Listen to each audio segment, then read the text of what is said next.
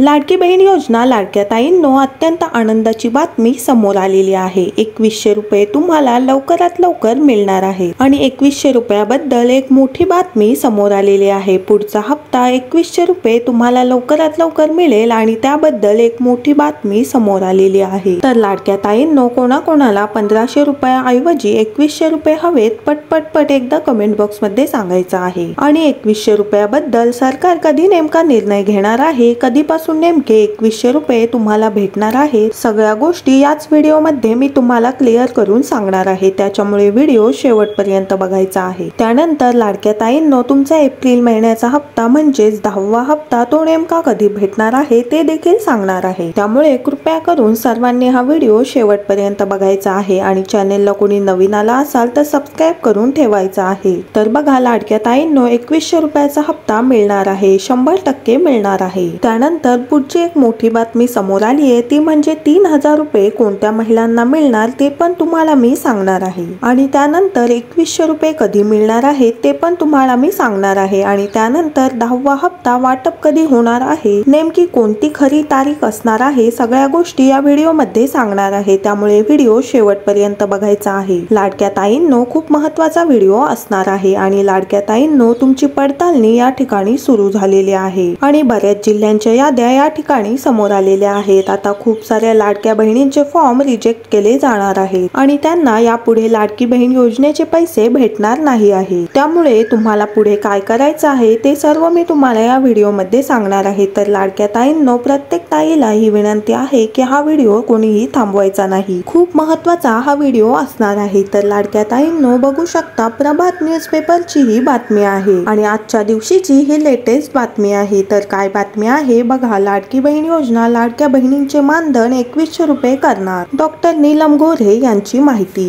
तर बघा राज्य सरकारकडून राबवली जाणारी मुख्यमंत्री माझी लाडकी बहीण योजना चांगलीच चर्चेत आहे आणि याची विशेष बाब म्हणजे या योजनेमुळे महायुती सरकारला विधानसभा निवडणुकीत देखील चांगला फायदा झाला होता। महायुती सरकारने विधानसभा निवडणुकीपूर्वी 1500 रुपयाऐवजी 2100 रुपये मानधन लाडक्या बहिणींना देऊ अशी घोषणा केली होती। मात्र अजूनही लाडक्या बहिणींच्या खात्यामध्ये 2100 रुपये जमा झाले नाहीत, हे तर सगळ्यांना माहीतच आहे। तर लाडक्या ताईंनो 2100 रुपये कोणाकोणाला पाहिजे पटपट एकदा कमेंट बॉक्स मध्ये सांगायचं आहे, कारण आता नीलम गोऱ्हे यांनी डायरेक्ट सांगितलेलं आहे की लवकरात लवकर लाडक्या बहिणींना आम्ही 2100 रुपये देणार आहोत। तर लाडक्या ताईंनो कोणीही काळजी करू नका, सरकारने पहिल्या वेळेस अशी स्पष्ट भूमिका घेतलेली आहे की 2100 रुपये आम्ही तुम्हाला लवकरात लवकर देणार आहोत। तर लाडक्या ताईंनो तुम्हाला सगळ्यांना 2100 रुपये हवेत का पटपट एकदा कमेंट बॉक्स मध्ये सांगायचं आहे। त्यानंतरची धक्कादायक बातमी बघूया। तर बघा तब्बल 27,000 लाडक्या बहिणी अपात्र ठरलेल्या आहेत आणि ते सुद्धा एका दिवसात आणि एकट्या यवतमाळ जिल्ह्यातून 27,000 लाडक्या बहिणी अपात्र ठरल्या आहेत आणि हा आकडा आणखीन वाढण्याची खूप शक्यता आहे। तर लाडक्या ताईंनो तुम्हाला एक छोटा प्रश्न विचारते, तुमच्या घरी कोणी तपासणीसाठी आलं होतं का? कारण की सरकारने स्पष्ट सांगितलेलं आहे की फेब्रुवारी महिन्यापासून लाडक्या बहिणींची दाटून तपासणी सुरू आहे